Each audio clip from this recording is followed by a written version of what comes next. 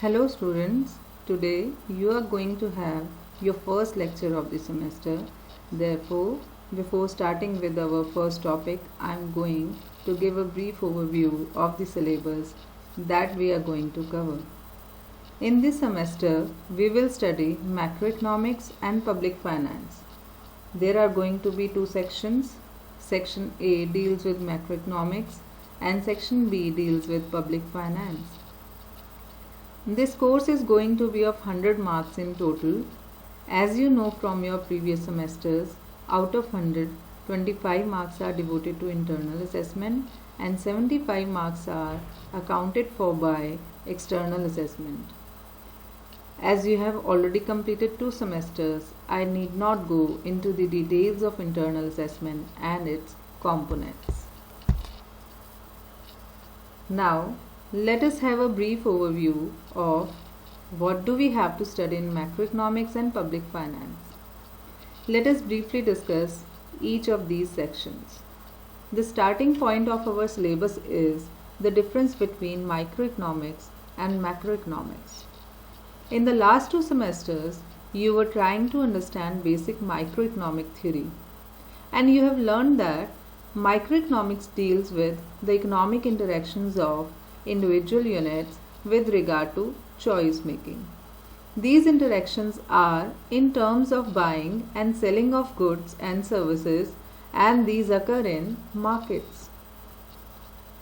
One of the major objectives of microeconomic theory is to analyze the markets and determine the prices for goods and services that most efficiently allocate limited resources among their alternative uses.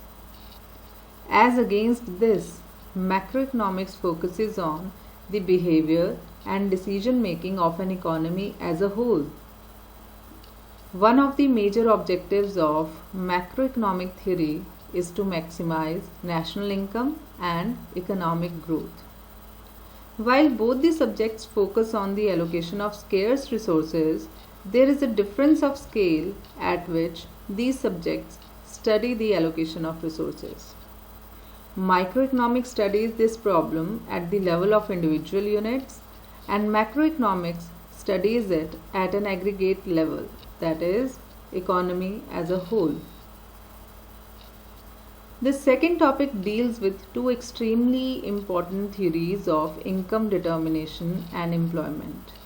You will be introduced to 2 schools of thought under this topic, classical and Keynesian. We will discuss the views of classicals and Keynesians on income and employment under this topic. The third topic deals basically with Keynes' views on consumption and investment behavior. We will occasionally compare his views with other schools of thought as well, but our focus remains on Keynesian views. It will include discussions on consumption function and investment function along with the concept of multiplier. So in macroeconomics, we generally study the behavior of economic variables at the level of economy as a whole. We study issues such as inflation, unemployment, investment, business cycles, various government policy responses to correct any problems faced by the economy, etc. We also study long-run growth of an economy besides various other things. This is all about section A.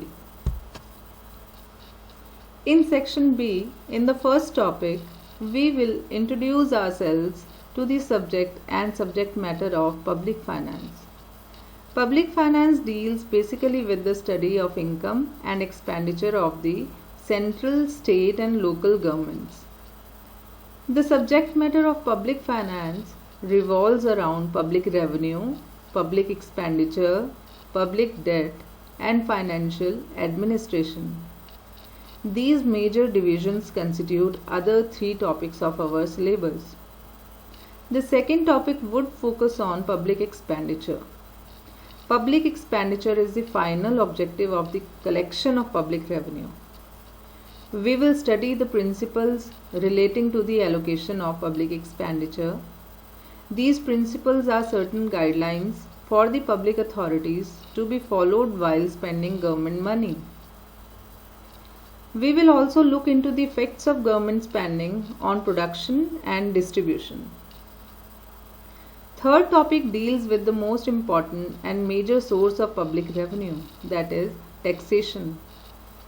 We will study types of taxes such as direct, indirect, progressive, regressive, etc., followed by qualities that a good tax system must possess. We will also delve upon the issues of burden and impact of taxation on producers and consumers. Next topic relates to public debt. Public debt refers to the total amount borrowed by the government of a country. It is an indicator of the financial health of the government. We will study the types of public debt and the methods of redeeming public debt besides other things in this topic. Last topic of section B pertains to the basics of deficit financing. Deficit financing occurs when government's revenue falls short of its expenditure and government borrows to fund its spending. We will try to understand the objectives behind this practice and also the limitations of this method of financing government spending. We will also discuss the difference between revenue and fiscal deficit. This is the reading list as prescribed in your syllabus by the university. The readings are categorized into two groups. First category lists recommended readings and second supplementary readings. You may go for any of the recommended books. That's all for this video. Thank you.